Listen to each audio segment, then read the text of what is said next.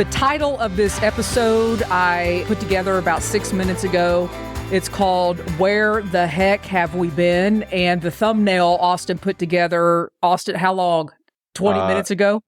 Yeah. So Jester sent me a text that says, hey, can you put a thumbnail together for the thing that we're about to do in 30 minutes? And I said, crap. The thumbnail was thrown together at the last minute, which is par for the course for us. But yeah, we're learning on the go for this episode. Like normally the behind the scenes stuff is like maybe a little more polished. This is going to be about as rough of a behind the scenes because we've got a few things we want to try to do today, like showing sneak peeks of videos and stuff. Yeah, and I don't know how to add it. It may or may not work. So before we get into the meat and potatoes, I think I've heard you say that before, Austin, of the episode. Yep. We do want to remind everybody that we do have a brand partner for 2023 for Jester and Wallis Productions. And that includes talking about this brand partner on our podcast, Beyond the Trail. And our brand partner is Hiker Metals. And I want to give a huge shout out to Wim because this summer, I actually took a road trip across the country and visited a few places and went to one particular place, but I did not actually go to the top of this. But a couple weeks ago, I got this medal in the mail. So I'm going to show you guys this. And you'll laugh, Austin, because on the podcast, we actually talked about going up to the Manitou incline. And I actually got to see the incline. I did not go to the top of it.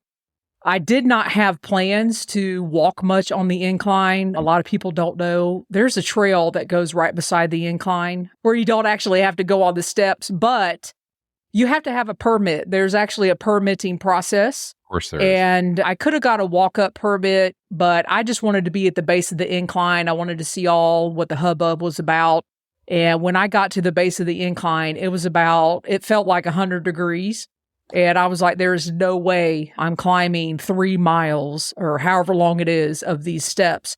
But Wim has a new medal out. I think it's out on his website now, hikermetals.com. If you have done the Manitou incline, you can now get a medal to show and show off to your friends when they come over to visit. So shout out to Wim. And you can get 20% off still on Hiker Metals if you use the code Jester in all caps. And we are excited. Not only are we going to see Wim hopefully soon, sometime at the beginning of the year, but we are also going to be showing off our film, Safe and Found. But Austin, before we get into that, I think both of us can I feel like, I said yesterday, I feel like this is the very first weekend since January 4th and 5th, or whenever it was, that we went to begin the filming of Safe and Found. I can't remember the exact dates. That's right. It was January or something like that, wasn't it? I feel like this is the very first weekend yesterday that I could actually take a breath. Literally. Well, I know you're laughing, but I want to read off some things. So I wrote down, this is just everything that you and I have done. This is not our personal lives. This is not our work. This is just everything you and I have done since the last episode. You ready? Send it. So we went to NC Trail Days in Elkin, North Carolina and showed I Am the MST. We went to Kentucky for some filming of Safe and Found. You remember? I had to really think about that. We went to West Virginia. Actually, we've been to West Virginia on 2 separate occasions to film for the West Virginia Scenic Trails Association. We both went on amazing summer adventures, not together, separately. This is a big one. We both switched our day jobs. I actually have a day job now. Austin has a day job now. I don't switch back and forth. No. So we both, I don't want to say we took steps. We both have the same career, but we took some different steps. We went to Alda in Abingdon, Virginia, and showed I Am the MST. And now we are in full on editing mode for Safe and Found. And I think I realized this past weekend yesterday, when I say this past weekend, I mean yesterday, that, wow, we need to take a breath. So take a breath, Austin. What are your thoughts on everything I just said? When you put it all together like that, it does sound like a lot. I have a very unique perspective looking back on all of this footage that we have shot over the last year, roughly year, 10 months, 11 months. And like, for instance, the interview that we went to go shoot in Kentucky, it was like, that was a big process for us to get up there, to schedule it, because the scheduling was a big question mark for a long time. And then we both get up there, we both go to this person's house, we talk to this person for better part of 2 hours about some really heavy stuff. And then like, I've just got this, hour and a half long video clip in my editing software. And I'm just like, there's so much work and effort and time behind that little clip. And I was just remembering the evening before we met at that amazing campground. I have no clue what the name of it was. Remember that? Yeah. Yeah. So there's so many stories behind the videos, behind all these interviews. And so it's very surreal to just see them all lined up there in my editing software. Just click on 1, click on 7, click on 8, and it's all there to watch. But there's so much that went into that. And so there's still, knock on wood here, there's still a lot of work that we still need to do. Long story short, we got a lot of stuff, a lot of video that is just, I wish we could include it all in the Safe and Found film. It would be a 6-hour film. And I don't think anybody wants Nobody wants to see that. And another thing that we did last weekend, I'm just going to go ahead and say it publicly. We had our first, I don't know if you want to call it a fight or what was that? What would you call it? As business partners. Yeah, we had our first tango. It was our first real disagreement, and we made it. So I don't know. Was it a disagreement or? I don't know. I think both of us have just been going through so much lately, both, like you said, professionally, personally, everything like that, I think we finally just caught each other at the wrong moment. So moving on, onwards. Moving on. As friends and business partners, this year we've done a lot. Yeah. And I also turned 50, and whoop, whoop. In my personal life, I always said when I turned 50 that I was going to start making changes. Well, I turned 50 and it was time to put my money where my mouth was, so to speak. A lot of people don't know this. I always say I'm in education. I say, I'm a teacher, but I actually am still in education. I actually took a step down. I'm going down ladders. I'm no longer building my resume. So, which is a great feeling. I actually took a step down from an administrator role and changed schools and went back in the classroom. And wow, what an adjustment. Yeah, the first couple of weeks, I mean, I was literally having nightmares like, what did I do this for? And then after that, now I am so happy. Now that I'm 6 weeks removed, I've been doing this new role for 6 weeks, working with different people. And I'm like, oh my God, what was I waiting on? Like, what was I waiting on? Just feels so much better. That weight is gone. Oh my God. Now, if I could just get physical weight off, that would be good. Mental weight is totally gone. And so, this past couple of years I've been dealing with that. I've also been dealing with an injury, and I'm happy to say yesterday I spent an hour on the trails. So, Austin, I don't think you know hiking Jester. I think you know injured Jester and complaining Jester, and I don't even know what all. But I feel like I'm actually getting back to myself these past couple years. And, I totally forgot. The very first of the year, our company was destroyed, and we had to rebuild it. Yeah, there's that. But we made it. We made it probably 2 months. That's 2 months before that whole thing went down. Yeah, I forgot about that. That should have been like the number one thing. So personally, we've been going through a lot. I don't know if you want to share anything about your job and what's happened now that I've put it out there. So I work in public safety, and you can read between the lines on that one. But for the last 11 years, I have worked a rotating shift of days and nights.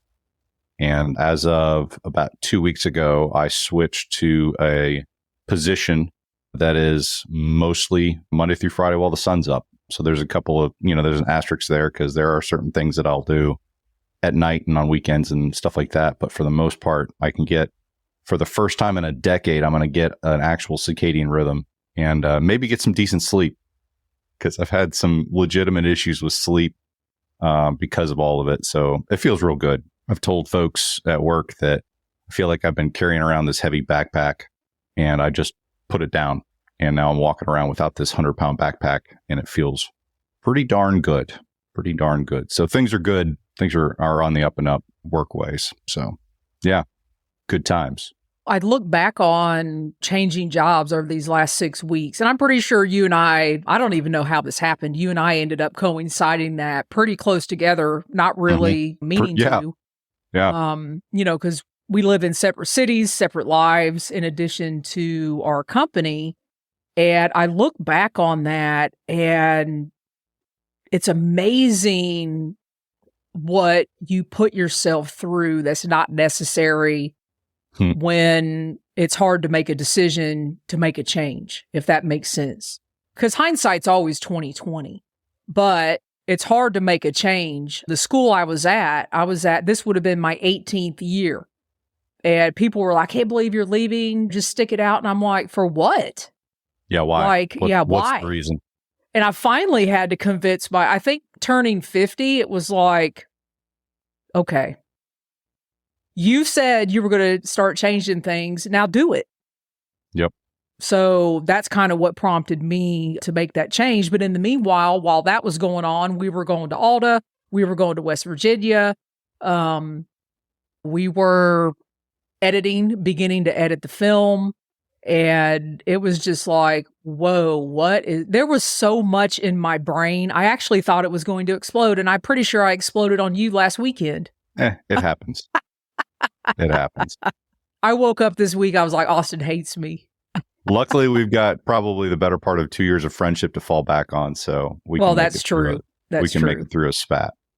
But I'm like, I'm just super excited about what we got coming up. The next 2 months, I'm like, Julie's taking a breath, which is good. I'm starting to get into like, okay, this is real as far as the editing goes. So Safe and Found is well on its way to being completed. We kind of alluded to, I want to say we alluded to it on maybe the last podcast we had her on with Heidi Nesbitt from Sketching Summits. But Heidi is part of the team now for Safe and Found. And she is doing some of her amazing work. Holy smokes. So the thing, and I think we're gonna have Heidi on, and we're gonna do a full podcast about At the beginning of the year, we're gonna have Heidi on and just explode everything that she's been doing. Not everything, but so some of the reason that we brought Heidi on was because, in filmography, whatever you want to call it, there are terms called A-roll and B-roll. And so, for instance, A-roll is like your talking head interview, and then B-roll is kind of that film that you would put on top. Of somebody hiking or somebody getting rescued or whatever on top of that talking head, so that it's not just a talking head video for an hour. And so we have stories within Safe and Found that we don't have B-roll for. They're rescues, they're recoveries, they're these life stories from folks. There's no way to film it because it already happened. You can only pull so much off of open source media. I learned firsthand that to get permissions to use a news clip can cost a humongous astronomical chunk of money that's just not feasible. We don't have it. Well, yeah. And so we got to find a way to get this B-roll into the film that kind of visually conveys these stories. And so in my mind, before, this was probably back in like April or May, I knew that this gap was going to exist, and we tried to start like thinking how we're going to fill it. And I thought, well, some type of animation. And I was like, yeah, like that costs money because I'm not going to do it because I don't know. You really have to have the skill set to do that. And I was like, it's going to cost money. And, I don't, how do we convey the feeling of the film to this person, whoever we're asking to do it? And it actually happened at Trail Days. And yeah, at NC Trail Days in at Elkin. NC Trail Days, yeah, in Elkin. And Jester and I are walking down the street in Elkin, and there's Heidi. And she's got her booth up, and she's got her awesome artwork up. And I think that we kind of came to the idea at the same time, but like, what if we get Heidi on board to do the drawings? Because she's got a very unique style. And yeah, so I had this idea in my brain of what I wanted the artwork to look like. And so we had Heidi on, we did a couple of Zoom calls, kind of explained the thought process behind it all. And she cranked out the first few prints, and it was like she was inside my head, and it just came out, and I was like, this is perfect. This is exactly what I was thinking. So anyways, we're going to have Heidi on, and we're going to talk about that process in a lot more detail. So yeah, so what she's done, I mean, I cannot even. Man, it's awesome. If I'd have had my act together, maybe I could have shown one of those as well. No, we're all about teasers this morning. So we'll save that one for when Heidi comes on. But yeah, so super excited about having Heidi on board, because she's going to be doing a whole bunch of artwork for us for Safe and Found. But yeah, so that's kind of a major addition. The ideal timeline here, we're looking at beginning of January is when we're going to go live with Safe and Found. We'll have a trailer out here at some point. I literally, as of last night, finished putting together all the raw clips for the ending of the film. And to give you an idea of how much we have versus how much is going to make it out, our ideal timeline for the film is about 45 minutes. We don't want it to stray too much beyond that. And, well, we should be honest. We were at an hour, and we were like... Yeah, we were at an hour, and we hadn't even finished the end yet. We hadn't even added anything from the end. So we had to do some major cutting. Like, for instance, one of our interviews was a really, really great interview from somebody that was rescued. And I think the original cut was like 30 minutes, and I trimmed it down to 11. After some prodding. It's not easy. It's not easy. Folks. It has got to be the hardest part. You had two pokers at you. You had two pokers, one me, one hard. Heidi. We were poking, man. The end of it was hot. So anyways, there's going to be some prodding coming up, because the end of the film. I saw those videos. I was like, oh boy, Austin's going to get mad at me again. Well, no, I mean, I knew. So it's kind of like putting this puzzle together. And I think the end of the film probably shouldn't be more than 10 minutes. And last night I put together 5 videos, 5 different videos that will represent, that will represent the end of the film. And I think if you add them all up, it's probably an hour and a half. Yeah.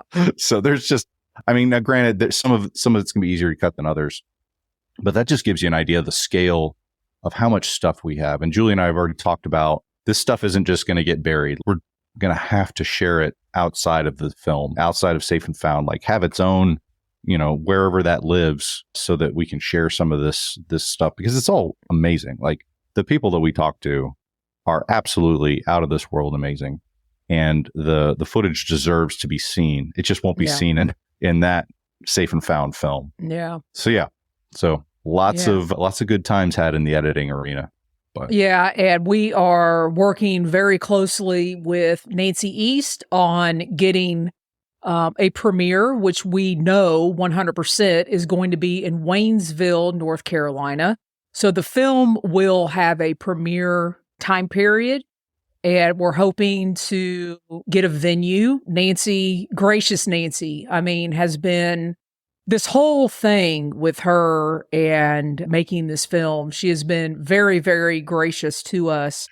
And we are working on getting a venue where not only we can show the film, but another teaser is we want to make that an educational day, a hiker safety educational day. I don't know what we will officially call it, where there are a couple more activities than just watching the film.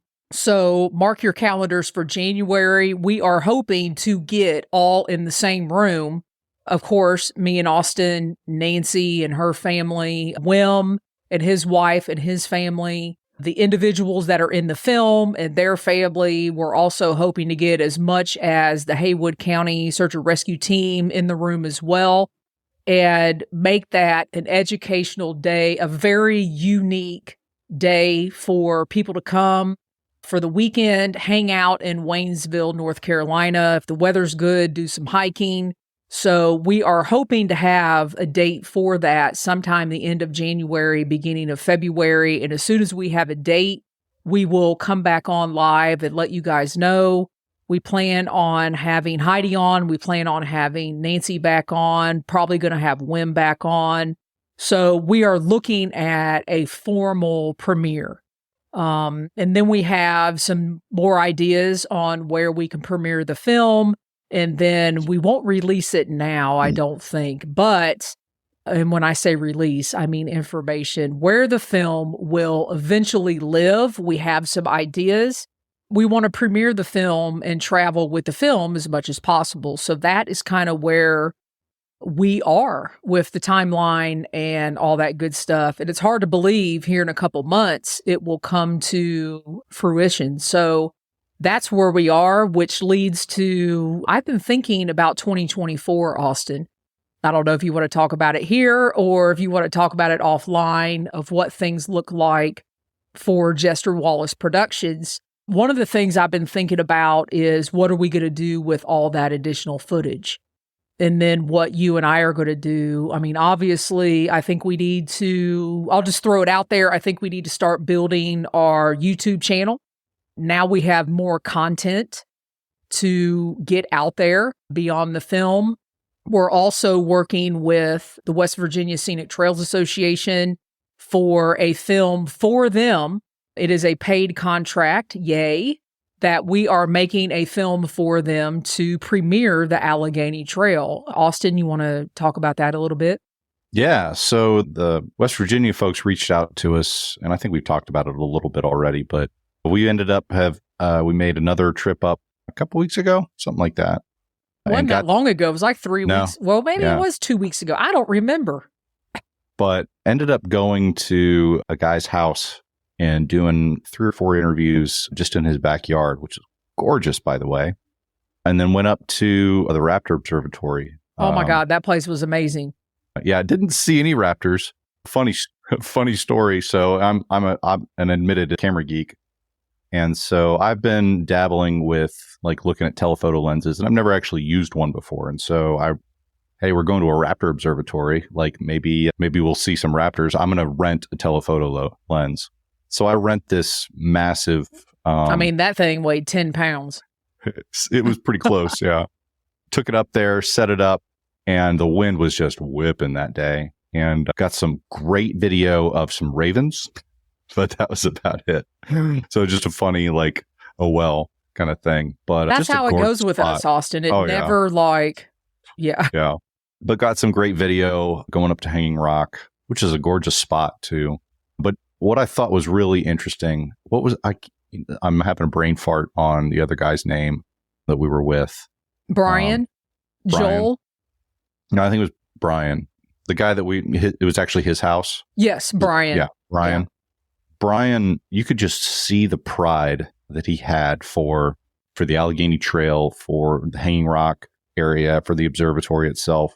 Because the more we got to talk to him, the more we realized how instrumental he was with everything that he has done for that area. And you could just see the pride and the ownership that he took for that. And it was really kind of just uplifting in a way to be around someone that you know has done so much for the Allegheny Trail for like 20 years. He's been the guy in that area. And so he got really emotional when we were interviewing him as well. And I was just like, wow, those interviews that we did at his house were amazing. Mm-hmm. Yeah. So that was probably the coolest part of the whole thing was, you know, just being up in the West Virginia mountains this time of year was an experience unto itself. Just the colors up there this time of year, absolutely gorgeous. There's no camera that can capture what we saw.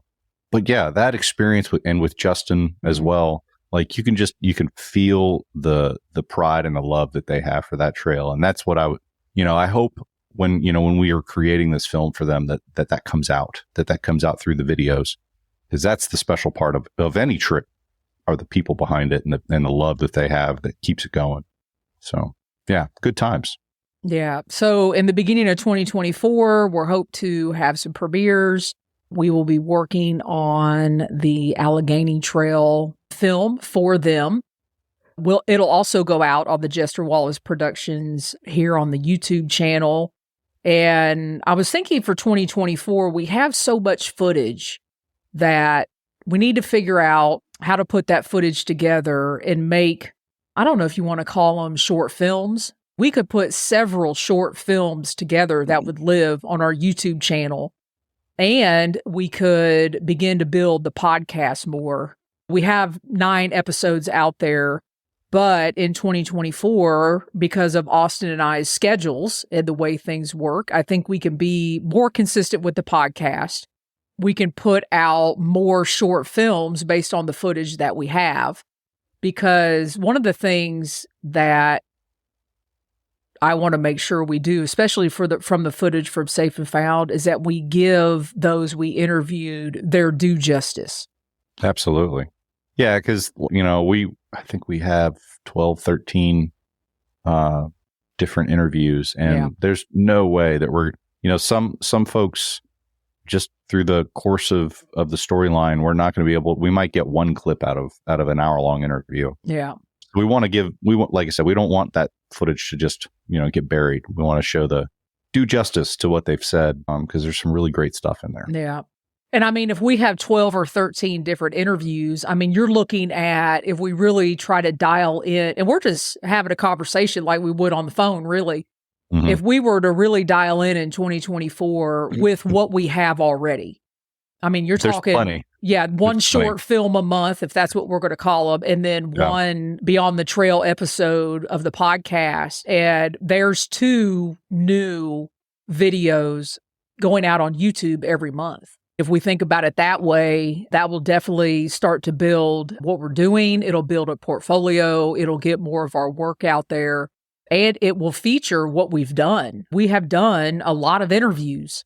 And I'm sure the West Virginia Scenic Trails, they wouldn't mind if we used some of that as well. So what are your thoughts around that?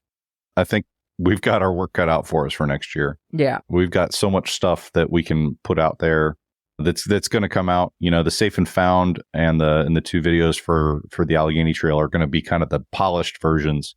But there's so much educational footage that we have about what a search and rescue team actually operates, what a search looks like from a rescuer's perspective. I mean, we could do something with that entire training. We went to a full-on search and rescue training. Yeah. I forgot about that. We went to that back in March. That was 10 hours. That was all day. Yeah. So we went through a full day of a training exercise. We've got, I just finished the rough clips last night. So we broke it down into things you can do to be safe. As a hiker, things that you can do to be safe, things that you can do to be found.